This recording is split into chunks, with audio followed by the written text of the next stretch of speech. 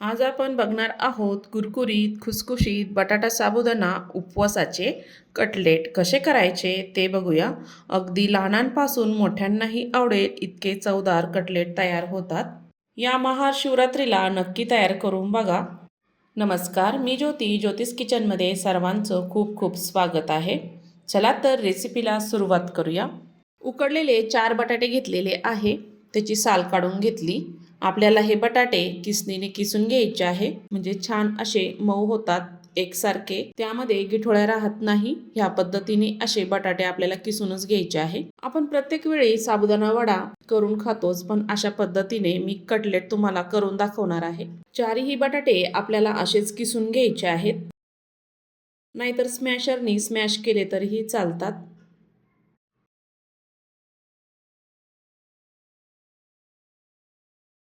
तर अशा प्रकारे मी सर्व बटाटे इथे किसून घेतलेले आहेत. आपण आता हे साईडला ठेवूया. गॅसवर मी इथे पॅन ठेवलेला आहे, त्यामध्ये साबुदाणा आपल्याला टाकायचा आहे. 2 कप इतका मी इथे साबुदाणा घेतलेला आहे आणि तो मध्यम आचेवर आपल्याला भाजून घ्यायचा आहे, म्हणजे मिक्सरमध्ये छान असा बारीक होतो. भाजून न घेता बारीक केला तरीही चालतो, पण लवकर बारीक होत नाही, त्यामुळे भाजून घ्यायचा शक्यतो. छान असा कुरकुरीत होतो. साबुदाणा आपला छान भाजलेला आहे. एका ताटामध्ये आपण काढून घेऊया. साबुदाणा आपल्याला संपूर्ण थंड करून घ्यायचा आहे. इथे साबुदाणा छान थंड झालेला आहे. मिक्सरचं भांडं घेतलं मी, इथे छोटं मिक्सरचं भांडं घेतलं, त्यामध्ये छान बारीक होतं. त्यामध्ये आपण भाजलेला साबुदाणा टाकून घेऊया.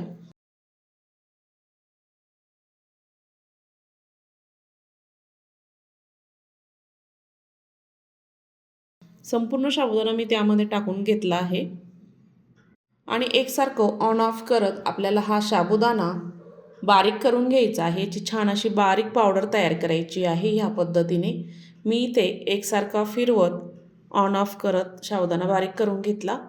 सर्व साबुदाणा बटाटे किसलेले आहे त्यामध्ये टाकून घ्यायचा.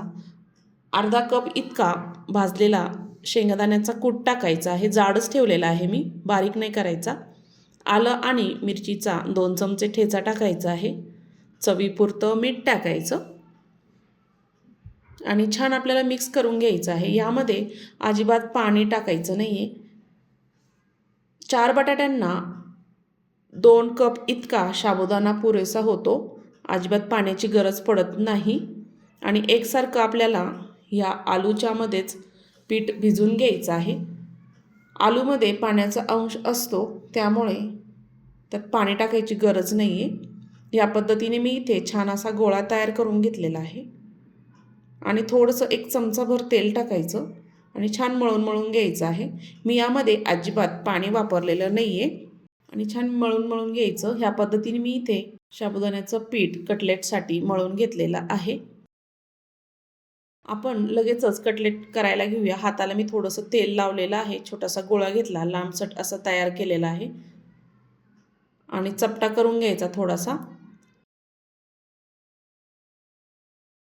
अशा पद्धतीने इथे कटलेट तयार करून घ्यायचे आहे. मी असे ह्या साईजचे आणि ह्या आकाराचे कटलेट तयार केलेले आहेत.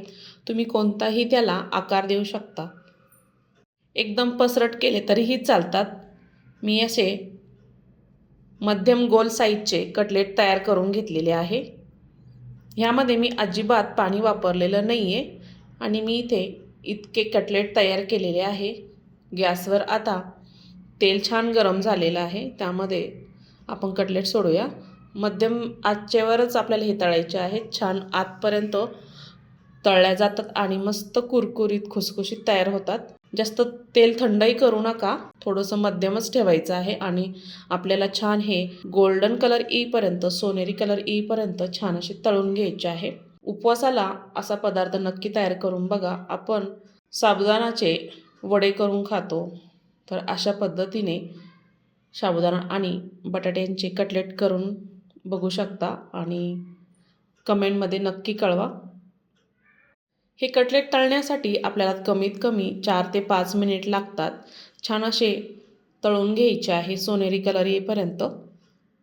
छान तळलेले आहेत. आपण आता तेल निथरून एका ताटामध्ये काढून घेऊया अजिबात तेलकट होत नाही.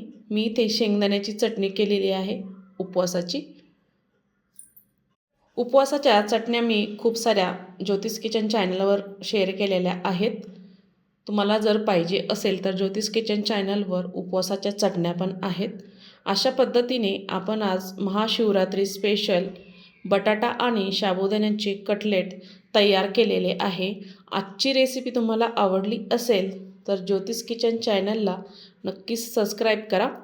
तुम्हाला 2 कटलेट मी दाखवते. बघू शकता छान असा खरखरतेचा आवाज येत आहे. मस्त कुरकुरीत आतून मऊ असे कटलेट तयार झालेले आहे. आणि हो, हा व्हिडिओ जास्तीत जास्त शेअर करा, लाईक करा. व्हिडिओ कुठून बघत आहात नक्की कमेंटमध्ये कळवा. तुम्हाला जर अशा छान छान रेसिपी बघायला आवडत असेल तर नक्की कमेंटमध्ये सांगा. संपूर्ण व्हिडिओ बघितल्याबद्दल सर्वांचे धन्यवाद. पुन्हा भेटूया अशा छानशा रेसिपीसोबत.